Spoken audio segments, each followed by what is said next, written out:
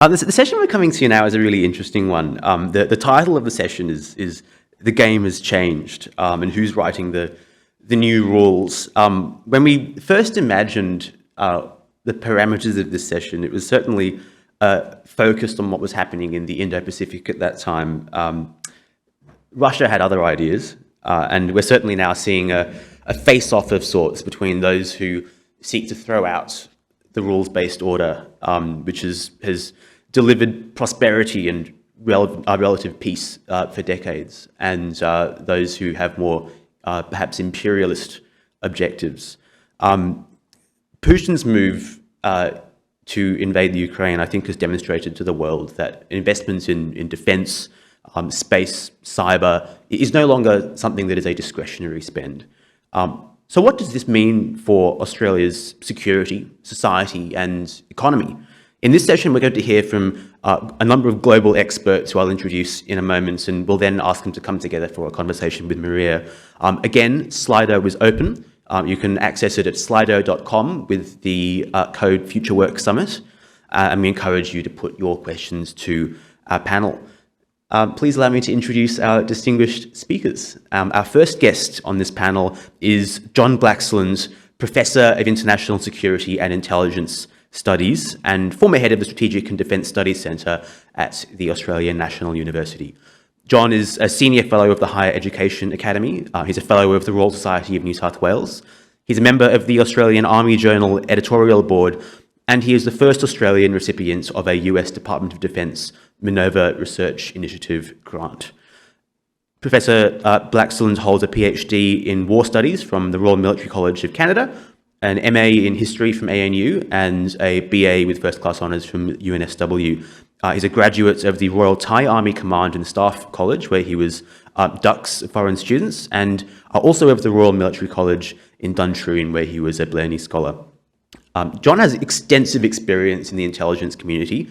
He was the Principal Intelligence Staff Officer for the Australian Infantry Brigade deployed to East Timor in September 1999. He was also an Intelligence Exchange Officer in DC, Director of Joint Intelligence Operations at Headquarters Joint Operations Command, and he's the principal author of a 3-volume official history of the Australian Security Intelligence Organisation, as well as being the one-time official historian of the ASD. At ANU, he teaches undergraduate students the very interestingly named subject, Honeypots and Overcoats, Australian Intelligence in the World, as well as the Southeast Asian Security Choices subjects at the New Colombo Plan Mobility course. Please join me in welcoming Professor Blaxland to the stage.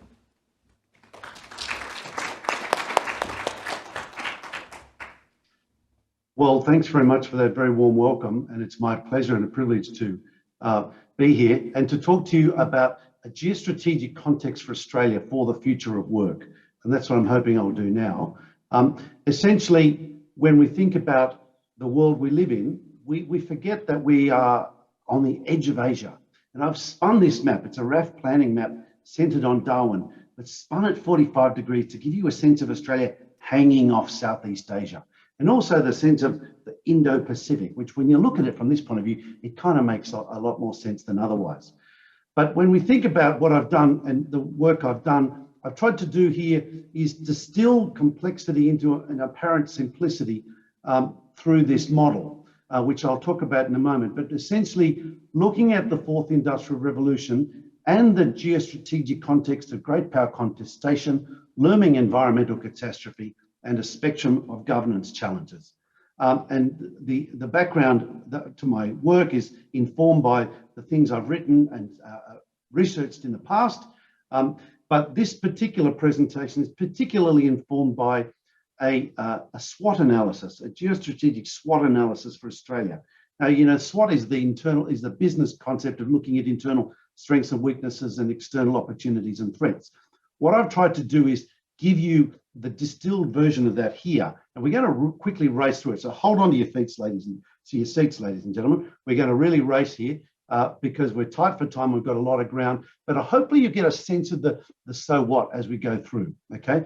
Firstly, when we think about averting catastrophe, that requires an investment in intellectual capital because of the spectrum of global security challenges we face: economic security, environmental, political, human, cyber, maritime, territorial, and homeland. And we've been reminded of that just this last few days with the invasion of Ukraine, but lots of other things as well.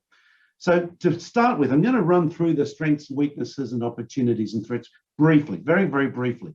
Natural resources, the land of plenty. We all know about this. I don't need to bore you about that. We've got a strong economy, but in relative decline, still doing remarkably well. We've got domestic political stability and the rule of law, something which we take for granted because, lots of other places don't have it. We see that in Ukraine. We saw even in Canberra, we had protests the other day up on Capitol Hill. This is not overly concerning. It's appropriate and it's legitimate, but it does point to the fragility of the state that we live in, the instrumentalities of state that we can easily take for granted, and we need to be wary of doing so.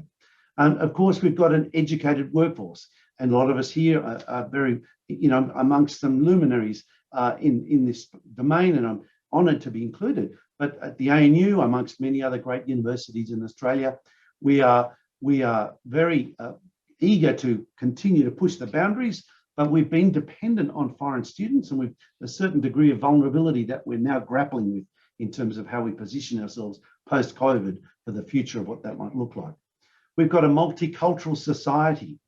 We got rid of the White Australia policy 55 years ago. We've got about a quarter of our population foreign born, or at least with a significant proportion from Asia as well, 4% or so thereabouts from Northeast Asia, another 4% from Southeast Asia, and another 4% from South Asia. That's making for a remarkably vibrant and diverse society, which brings a number of really exciting opportunities with it and some challenges as well, which we need to be mindful of. We've got a honed and high-tech defence force, but it's a boutique one. It's effectively a one-punch force. It's a force that was designed for the unipolar moment.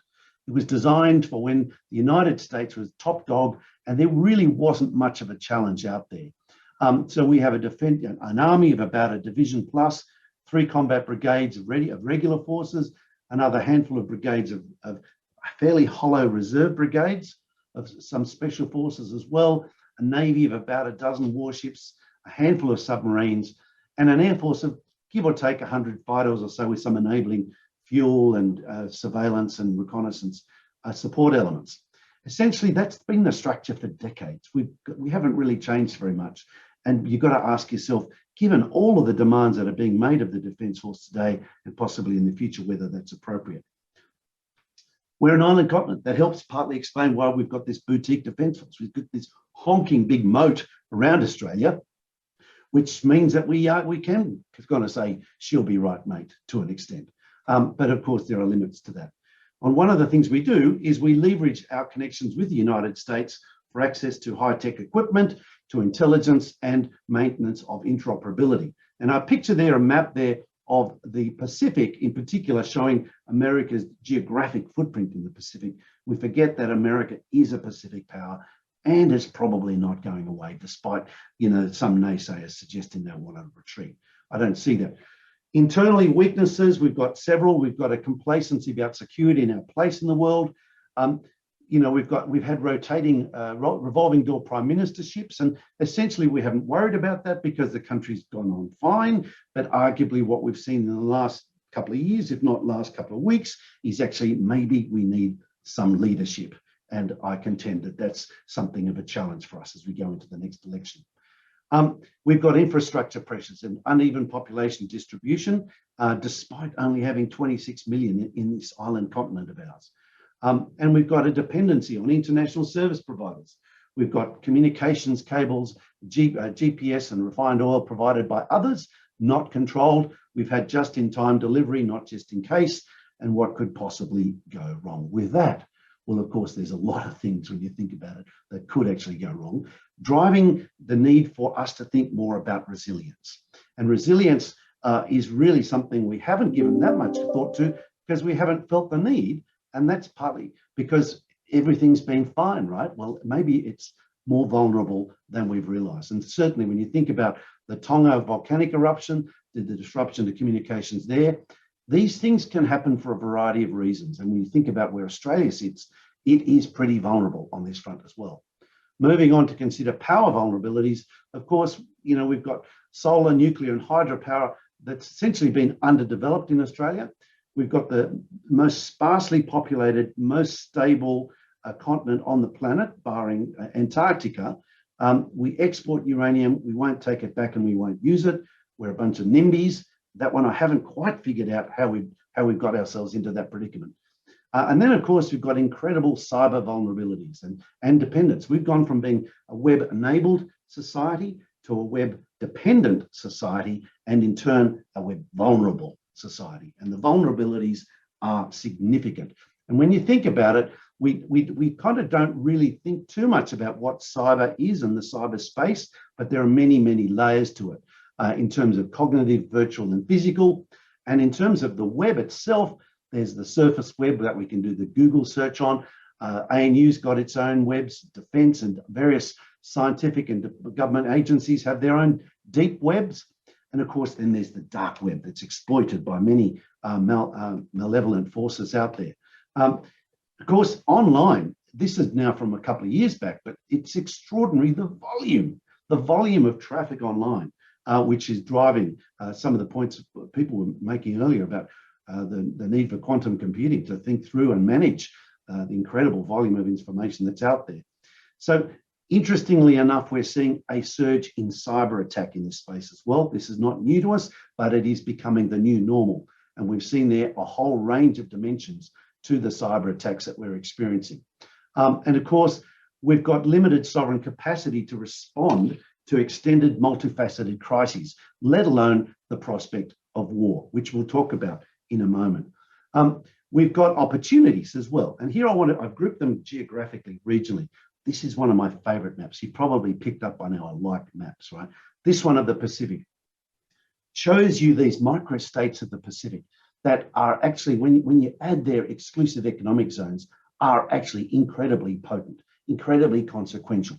And no wonder a country like China with a tiny exclusive economic zone, thanks to the UN Convention on the Law of the Sea, which it signed up to in 1982, is eager to exploit in the Pacific as well. And lots of countries in this space, Kiribati most prominent most recently, very much under the influence of Chinese money as they try to gain influence in this space for their own understandable economic and geostrategic reasons. But it is very worth noting that for Australia, there are climate, resource and social challenges which provide significant openings for greater Australian leadership. Now, wouldn't that be good? Then there is ASEAN, the Association of Southeast Asian Nations. This is a regional grouping of 10 nations of 260 million people, 650 million, 260 just in Indonesia, an economy that's the third largest trading partner for Australia. We have disaggregated Southeast Asia in our consciousness. We skip over it on our way, metaphorically and literally, everywhere else but Southeast Asia. So none of us really speak Indonesian properly. None of us are seriously steeped in the culture, in the networks of our neighborhood. We'd much rather go to China or Japan or Europe or America. We're intellectually lazy that way, and it's a bit of an embarrassment. And I think we need to get over it and buy in on our neighborhood to a much greater extent than we have in the past. Then there's Northeast Asia. We know about Korea and Japan and China, and my colleague Hugh White's talked about the China choice, and that's left us in a bit of a conundrum because of China's economic pressure, that sharp power and wolf warrior diplomacy of late that's seen sanctions over beef, barley, coal, wine, etc. But the global market has a dynamic equilibrium. It's not a command economy. President Xi can't actually pull the levers to say who's going to buy that barley from us, given that they won't buy it from us. And there are lots of variations there and fluctuations, which leave us with an inflection point akin to when the UK left us to join the EEC back in 1973, where we needed to diversify. We thought it was calamitous, but in the end it was okay. And I think there are a range of free trade agreement related trade opportunities that remain largely unexplored in Indonesia, RCEP, with Japan, ASEAN, Korea, Thailand, Singapore, the US, UK, Europe, and so on. It's extraordinary how many opportunities there are that we haven't been really thinking about, let alone in the Indian Ocean, where there are growing ties to India and across the Indian Ocean rim with the IORA, the Rim Association there.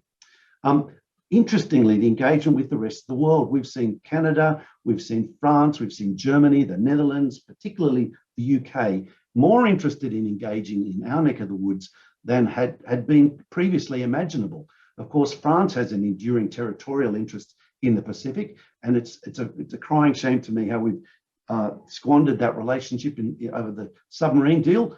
But there is still nonetheless a significant dynamic to that submarine deal, which I think we need to be mindful of. And that is that this is a transformative decision to go with nuclear propulsion. And we can debate that around the margins. I don't have time to dwell on it too much here now, but I'm happy to talk about that around the margins. Then I wanted to talk about the United States, Australia's principal ally.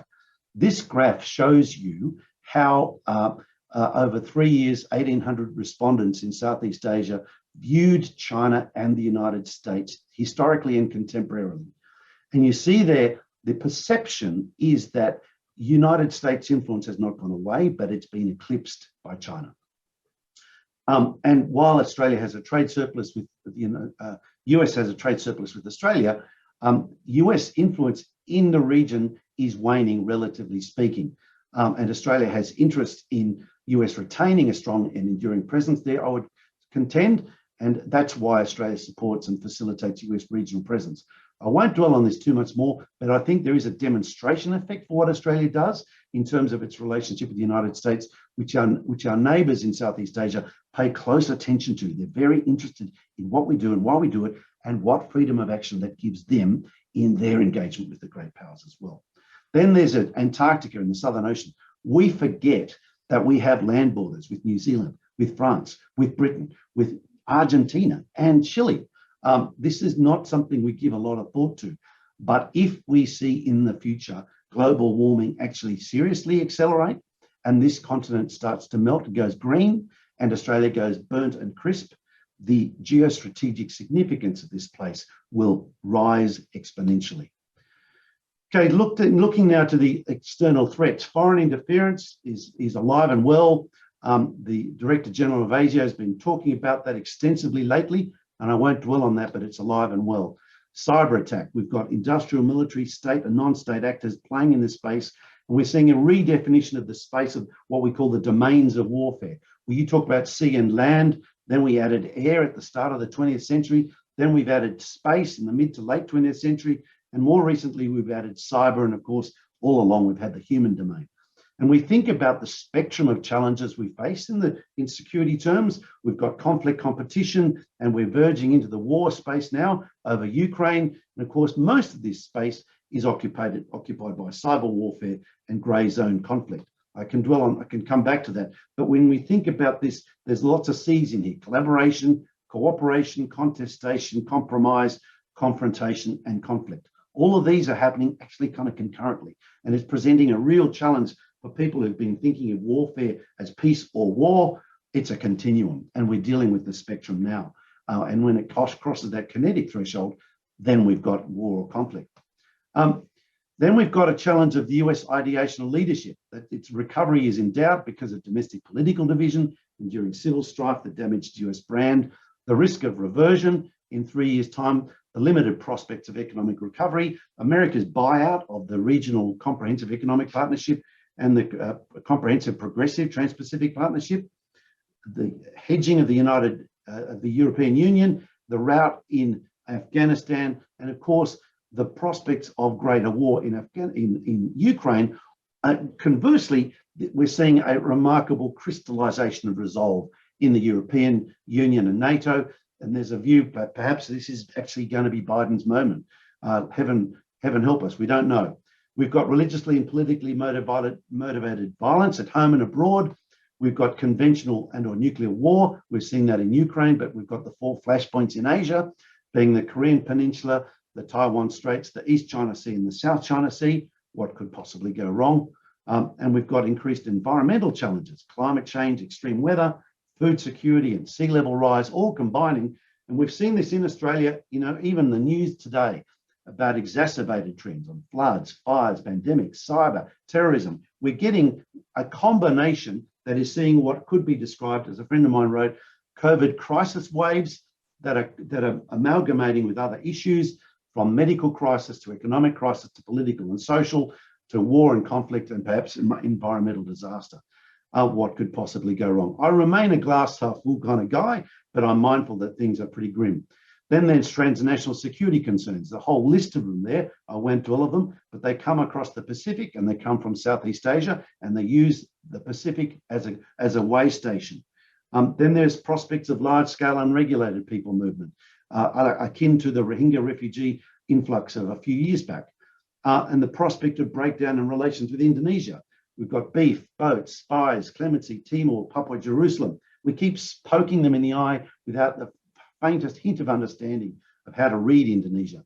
And then we've got fisheries challenges in the South Pacific, where there's great power contestation, environmental challenges, and governance challenges. And lo and behold, last but by no means least, the prospect of biodiversity diminishing and pandemics.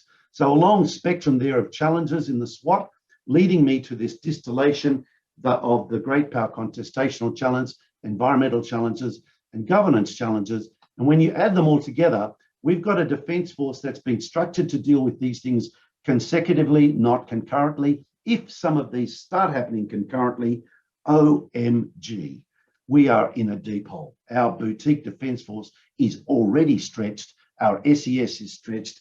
Our RFS, our AMBOs, and emergency services are stretched. I think we need a plan B, and I won't dwell on it, but I've got a few ideas that we can talk about in the Q&A. Thank you very much. It's been a real pleasure.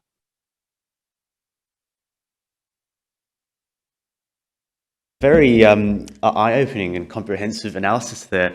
I look forward to hearing more in the questions. Now to a leader with a very distinguished career of service, retired Major General Gus McLaughlin AO, Senior Advisor to Bondi Partners. Gus McLaughlin left the Army in 2018 after a stellar 37-year career.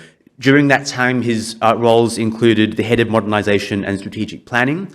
He was Deputy Chief of Staff for Plans at the HQ ISAF Joint Command in Afghanistan, and he was also Chief of Staff for the Office of the Chief of the Defence Force. He retired as Commander of Forces Command, leading 35,000 men and women of the ground forces. He's an experienced leader with a demonstrated history of strategic planning, cultural and organisational change. His leadership roles include some of the largest and most complex teams in both the public and private sectors in Australia. He's a leader who's respected for his curiosity and innovation, having led Army investigations into cyber, robotics, and data analytic tools, and more recently during a successful transition to the commercial and university sectors. Gus McLaughlin is a graduate of the Advanced Management Program of the Harvard Business School and also of the Kranlana Centre for Ethical Leadership. And it's my pleasure to welcome Gus to the stage.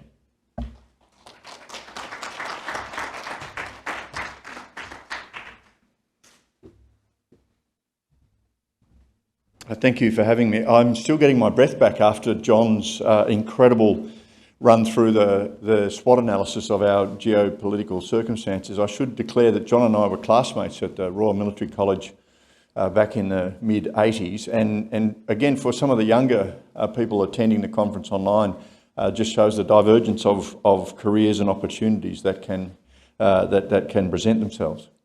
I was accepted this invitation to speak some weeks ago, and at a time when I knew there was a compelling case to be made about Australia's geopolitical circumstances and the need to create an understanding of how to deal with that in both a workforce and a technology sense. Unfortunately, I didn't predict the events of the last 2 weeks, and I'm going to dwell on them fairly significantly. But it is important to acknowledge a number of the lines on John's strengths, weaknesses and opportunities presentation. We cast our minds back only a little over a year ago. We had about a third of the country on fire. Fast forward to today, we have large parts of the eastern seaboard underwater.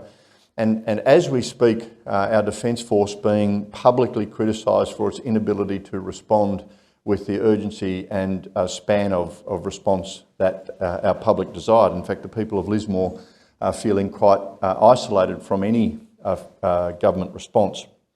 And as John said, this is a very small organisation, very widely stretched. And overlaying on that, the abhorrent actions of Vladimir Putin and the invasion of the Ukraine about 2 weeks ago. It's really important in the context of what I want to talk about this morning to understand exactly what is going on there. What we have seen is the amassing of over 150,000 conventional forces that include tanks, heavy armour, but more importantly rocket artillery and artillery, and effectively assembled a force that is capable and is in the process of smashing cities. What we also expected though was, well, perhaps what Putin expected was that he would dominate the propaganda or information sphere of operations. And he had a fair degree of confidence because he had achieved that before. Russia was involved in the invasion of Georgia, where Russian soldiers were known to strip all the rank, the embellishments, their names off their uniforms, and were involved in the invasion of Georgia as what we called little green men. Became the emergence of the term John described as grey zone warfare, where warfare was conducted but it wasn't necessarily accredited to or able to be accredited to a power. 2014, much more publicly and overtly, Russia invaded the southeast corner of the Ukraine under the auspices of the liberation of Russian-speaking people in the southeast and in the Crimea. Largely got away with that, and in part because he dominated the information sphere, maintained control of the internet, and in fact used cyber operations to suppress and disrupt the population in both of those regions. What do I mean by that? In advance of operations in Georgia and in the Crimea, Russian cyber activists and weaponised cyber disrupted operational technologies, things like traffic signals, water purification plants, hospital equipment, and also used cyber and a massive disinformation campaign to dominate the populations. So as we watched Russia amass 170,000 forces on the border of Ukraine, those of us who studied Russian actions were anticipating a very significant attack and domination in the cyber domain that John described. And what's really significant is they have not been as successful as perhaps we thought, and it's interesting to explore why. When we look at the consequences of their failed dominance, we really can use one name that already is now globally understood, and that's President Zelensky, the president of Ukraine. President Zelensky has been able to maintain a form of morale-building leadership, and in war, in military theory, we talk about the moral being as to the physical, a power of 3:1. So his ability to maintain the morale and the fighting spirit of his people has in fact allowed him to exercise almost 3 times the fighting power or fighting spirit of the Russian forces that he opposed. We've seen individual examples that have been quite extraordinary. I don't know if for those following as closely as I have, you may have seen just overnight the story of the little girl singing the theme song from Frozen in the subway tunnel in the Ukraine. And if you can watch that without a tear coming to your eye, you're more stoic than me. We've seen a Ukrainian woman walking up to a Russian soldier and offering to put sunflower seeds in the soldier's pocket, so when he dies, the national flower of the Ukraine will at least spout from the ground on which that soldier fell. We've seen the stories of the defenders of this island in the Black Sea, declaring, using fairly direct language to the Russian attackers, what they could do with their offer of surrender, and so on. Now, those are incredibly powerful stories. So how is it that they were able to achieve this level of information dominance against effectively a almost superpower level of capability? One of the things that's fascinating for me is that's been achieved through a combination of state-sponsored cyber protection for the Ukraine internet. Ukraine internet is continuing to operate between 85 and 100% effectiveness in Kiev, for example. And that's a combination of the predominantly Five Eyes intelligence agencies, Australian Signal Directorate. Our government has offered cyber support. This is what cyber support looks like. And of course, US Cyber Command, the UK GCHQ and others. But I think more significantly for all of us, we have seen a wave of hacktivism.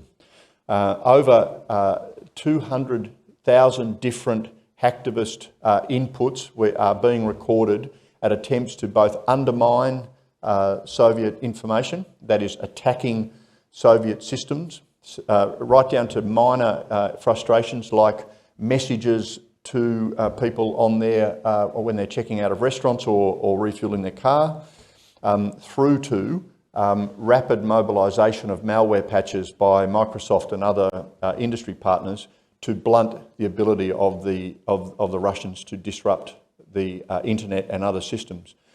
There are Australian companies and researchers involved in that process. I won't name them because it risks drawing the attention of Russian cyber capability on those, but I've fielded calls from a number of those just in the last couple of weeks seeking advice about how to better coordinate their efforts in support of this hacktivist control of or disruption of Russian cyber attacks.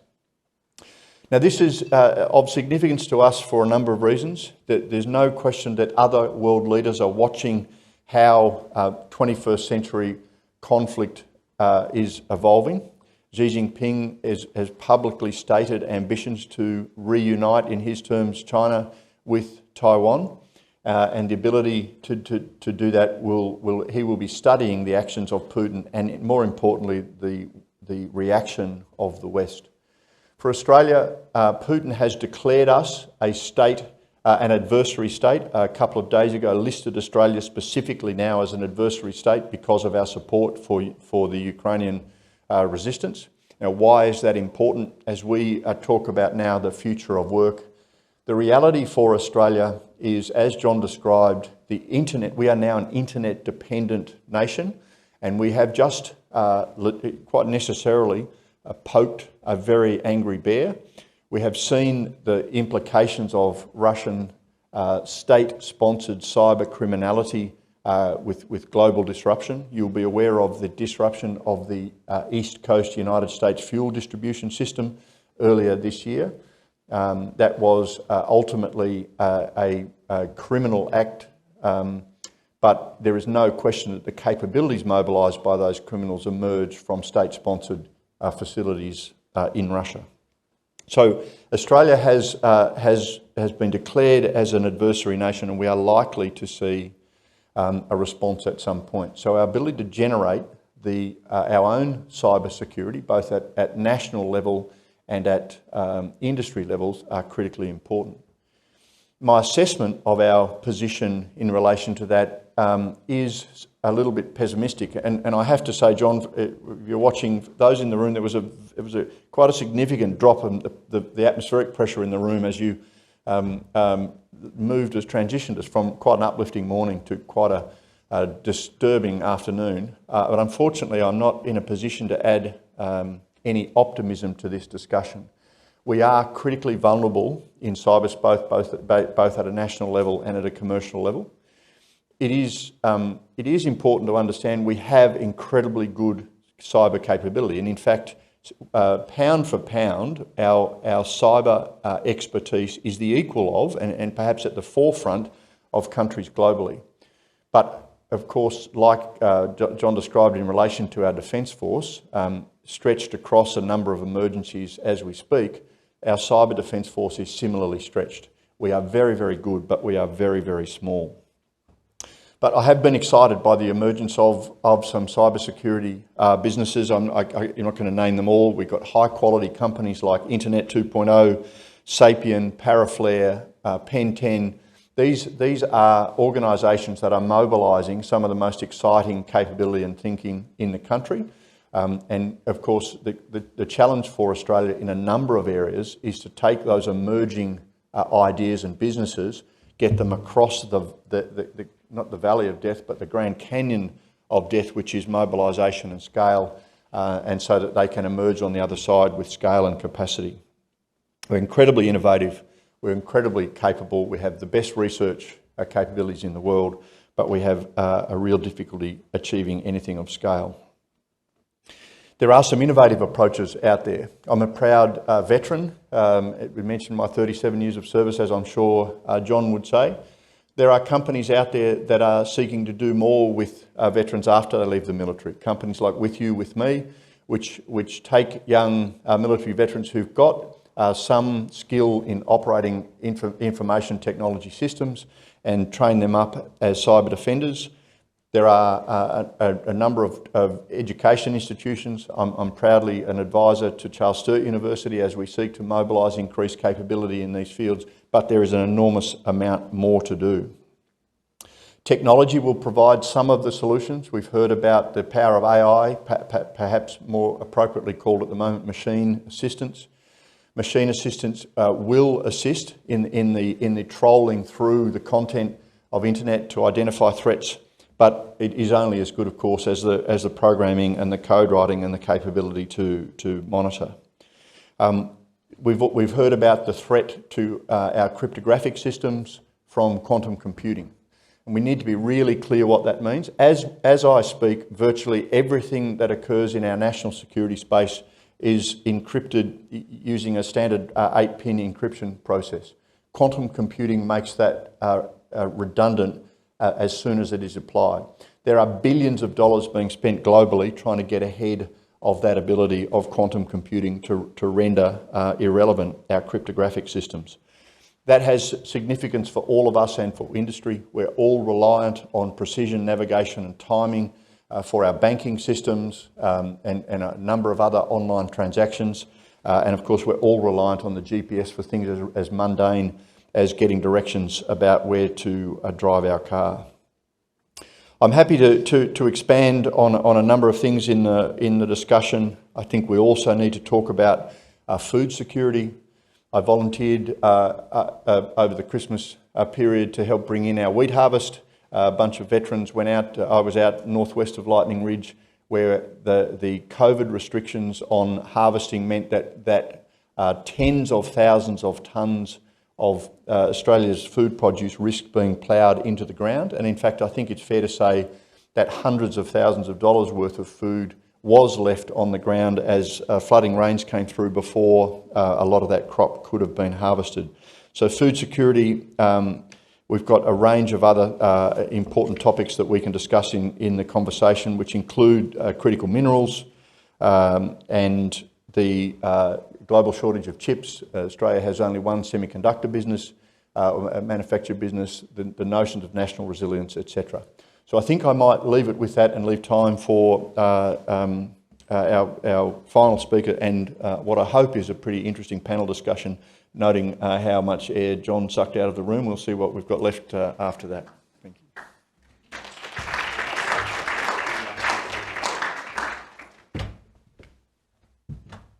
Thank you. Thank you very much. Analysis that is well heeded, certainly, by all of us here in the room and those of us online. Our final guest for this segment is one of my favourite people to have worked with over my time in government. And I think it's fair to say that he has a knack for finding himself in some of the most interesting and contemporarily relevant roles in the public service. Anthony Murfitt is the head of the division for the technology and national security work done by the Department of Industry, Science, Energy and Resources. Anthony is responsible for leading the division, providing advice to government on how Australia can support the new tech frontier in areas such as quantum technology, AI, cyber, and the broader digital economy.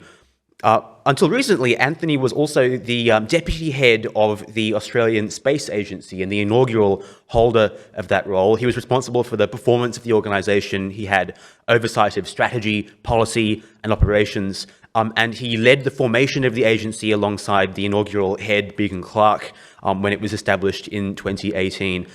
He was absolutely instrumental to all that it's achieved over the past couple of years. And Anthony has also undertaken a range of other roles, including being Minister Councillor for Industry, Science and Education in Australia's Embassy in Washington, DC. In that role, Anthony's focus was on developing and implementing strategies to strengthen Australia's engagements with the industry and innovation, science, research and education sectors in the US and Canada. Anthony's educational background is in biotech and immunology, including a Bachelor of Science honours from the ANU, and he's a member of the Australian Institute of Company Directors and has completed the Senior Executive Fellows Program at the Harvard Kennedy School of Government. Welcome, Anthony.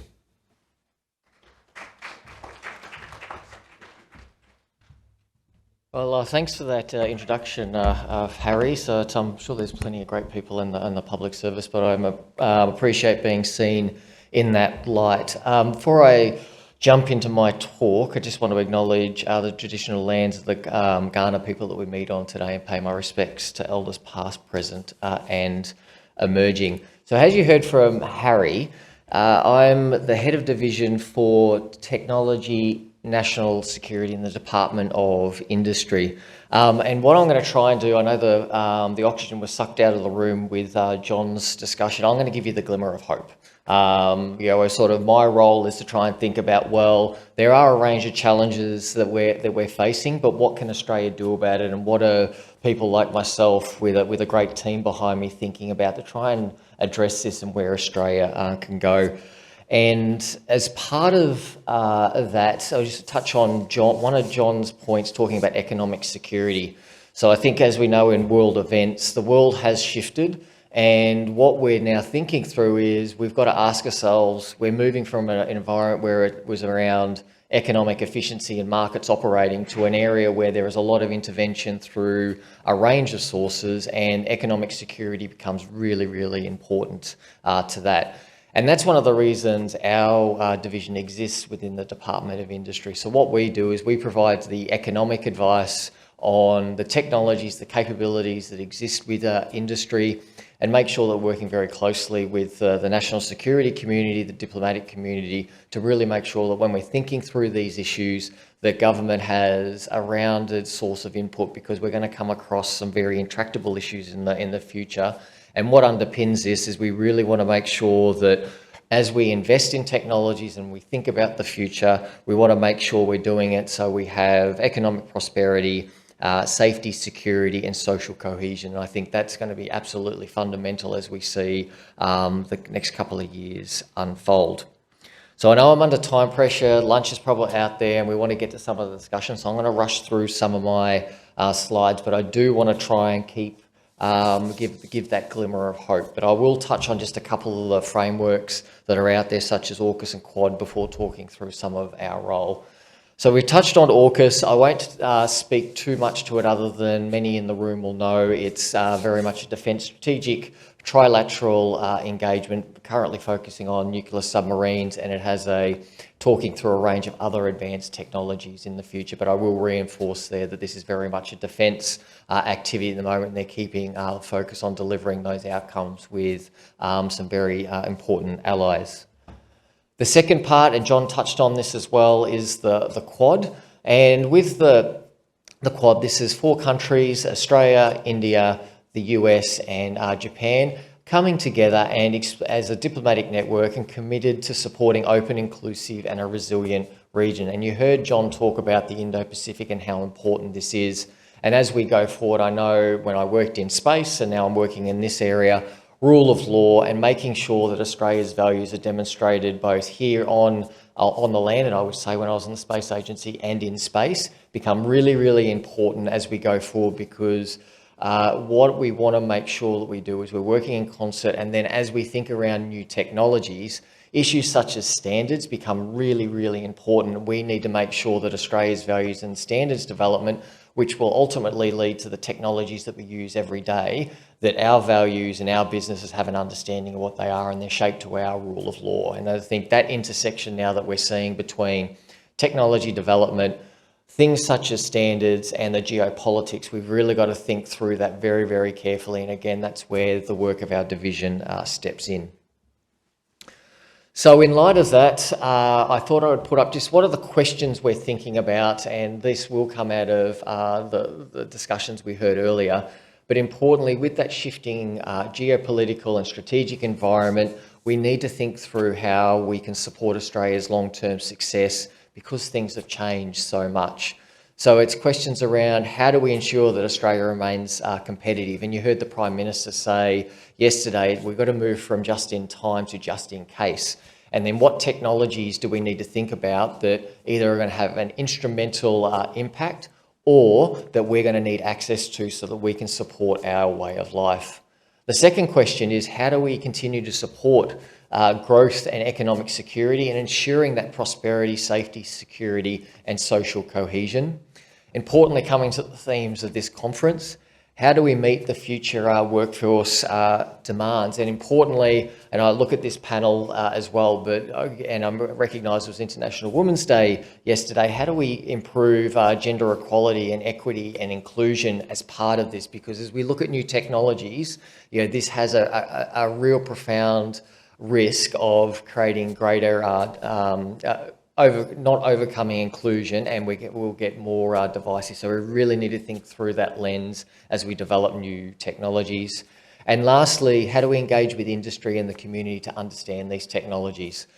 One thing I'm very, very mindful of is when there is lots of discussion around AI and its potential impacts and quantum and its potential impacts, but what we want to get out ahead of and say, this is the benefit it provides, this is how it improves our lives, and this is how we're going to mitigate some of the risks that are there. And I think one thing you'll see me doing is actually getting out in the media and telling that story more so we can actually engage in the discussion and outline how we're thinking through these particular issues. So to give a snapshot, what is the government doing in a range of these areas? And this is my slide of the glimmer of hope, that all the things we're now thinking about. So we're thinking about critical technologies.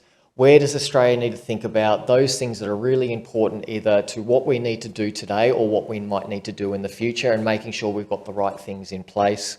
And it's why my division's leading the $111 million quantum strategy and commercialisation hub. Comes to our former speaker's conversation around making sure we get over I still call it the Valley of Death, but it is a big gulf that is there, and how do we really get Australia's great ideas and its IP, keep it here, but make sure we've got the businesses that are able to deliver prosperity for us. We're thinking through the AI action plan. We're making significant investments, 124 million, and it's not just about the technology. It comes back to the earlier themes. What are the ethics? What are the principles? How do we make sure these things do no harm? And I think that's a really important consideration. Cybersecurity, so many activities across government, but again, we're about lifting capability of industry and businesses so we are prepared for when those attacks do come in. Of course, we're going to have a slide or a mention of space because I spent 4 years of my life getting the space agency up and running. But this is a really good example of how Australia can lead in space in a new area by looking at our areas of opportunity and where we're really good, like automation and mining.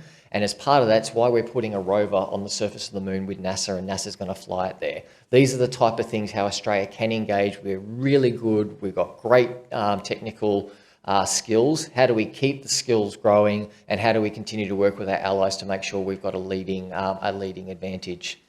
Government spending in modern manufacturing this comes to supply chain resilience. Let's get to what do we need so we've got it when we need it. So that's 1.5 billion. And here in Adelaide, there was a recent announcement around the space manufacturing capability. Again, I mentioned space. My team keeps reminding me I've got to stop talking about space and talk about quantum and AI. But I may have a slight passion for all tech, so that's okay. I've mentioned supply chain resilience, international science collaboration. We've got to keep that up. This is also a soft power capability about where Australia's brightest are working internationally, and really important. And coming back to this theme again, there's a lot of work around the workforce. It doesn't matter which field we're talking about, Australia needs to build its future workforce. We've got to tackle inclusion, we've got to lift diversity, and we're thinking through how we do much of those activities. So I know we want to get to a quick discussion. I've got a triangle too, which is nice, not as good as John's, but essentially what we're trying to say is what we're looking at is in the national interest. How do we make sure we have social cohesion? How do we look at national security and how do we look at economic prosperity? We're very much in the economic side, but we've got to think holistically as policymakers about what this future looks like. So it is about what are the things we need to think about in the future, who are we working with in the future, and how do we ensure the rule of law as we work through these new capabilities? How do we work with industry to sustain industry and allow them the platform to grow? Because that's what we need. We need self-sustaining industries. And the last one I always want to leave on is just the community. If we don't connect with the community and engage with them on the positive and the challenges, don't bring them on the journey about how we can use quantum computing. Now, I'm getting better at this definition, but essentially classical computers uses zeros and ones, so it's a coin that has heads and tails. Quantum computing essentially does the calculations when the coin's flipping, which means it can do multiple calculations at once. And just if we look at Adelaide or Sydney, if we think of our transport network, which is really complex, one of the most complex systems in the world, if you put quantum computing into that and actually streamline how traffic is moving around, we actually start to get huge efficiencies. And plus, if we look at things around energy grids, etc. So that's the power, that's the positive part. I'm sure we'll explore both sides of that, but I'll also leave you with, there's huge opportunity there. You'll hear me out and about telling these stories, but importantly, we want to listen, because we've got to tackle this and we've got to do this collectively for us to have that, achieve with that glimmer of hope. So thank you very much, and I look forward to the panel discussion. Okay, well, this was, as I expected, an incredible session. And in fact, all the sessions have been incredible. And what I tried to do with the program was make sure we had enough time to chat. So every session was about an hour. We've only got a very short period of time to chat. So here's my proposal. I'll ask each of you one question, and then we'll wrap. For those of you in the room in Adelaide, I encourage you, if Gus and Anthony don't mind, to ask them the questions while you're in the lunch queue. And John, what I'd like to then do is bring you, Gus and Anthony together for a recorded session where we can ask the questions and then share them with everybody afterwards. And at least that way we get to have the fulsome conversation. Everyone gets to eat and not suffer from low blood sugar. And we also get an opportunity to ask very quick questions now. So think of these as rapid fire yes/no answers, and I'll frame them in a way that you'll be able to answer them that way. Anthony, picking up on the point that you just made in terms of how we focus our attention, Starlink, when Elon Musk threw up Starlink over Ukraine to continue internet connectivity, what he did was demonstrate that dual-purpose technology benefits commerce and gives us strength and defence. Is that the way that we should be prioritising the investment in tech, say through the MMI in the first instance, given we've got limited resources and great needs? Yeah, so unfortunately, I know we're trying to do yes and no answers, but I don't think there's quite a yes and no answer to that. So I think what I would say is, when we look at dual use technology, we've got to be mindful of both its applications, and I think that's always going to be important. I think highlighting how they can be used, but I think we're also mindful that we need to be aware of the threats that are there, so that we go in with eyes open. You've always got to understand the risks that you're presenting. So then the MMI, and I think the thing we need to consider there, and as you're seeing through those investments, it's taking the view of what are the things where Australia needs economic prosperity in the future. And I think as we focus on that, that's where our focus will be. But if I use the space example, so here I go again on space, we have to do it in concert across government and coordinated, because as we make our investments, there is huge potential to leverage or support the defence enterprise. But what we don't want to do is blend the two, because there are actually very distinct needs. So I come back then to answer the question. It's actually about the communications. We've actually got to tell the story about the power and how we're using these for good, with our eyes wide open, that they're dual use, and we need to actually manage the risk, which is why countering foreign interference and all the other things become really, really important as we look at things around quantum computing, AI, etc. Thank you. And yes, we're going to have that conversation in the extended version. Gus, The ADF can't be our response to crises if they're meant to be a war-fighting machine. They're terrific as a transition force, but it can't be a longer-term solution. Is it time to resource the SES or other domestic entity focused on humanitarian support, perhaps even as a transition force for veterans? Maria, the ADF has become an addiction for the federal government, and not just the current one, but federal governments. The federal bureaucracy is very good at making policy and allocating resources, but doesn't have that many levers that you pull where something actually happens out on the ground.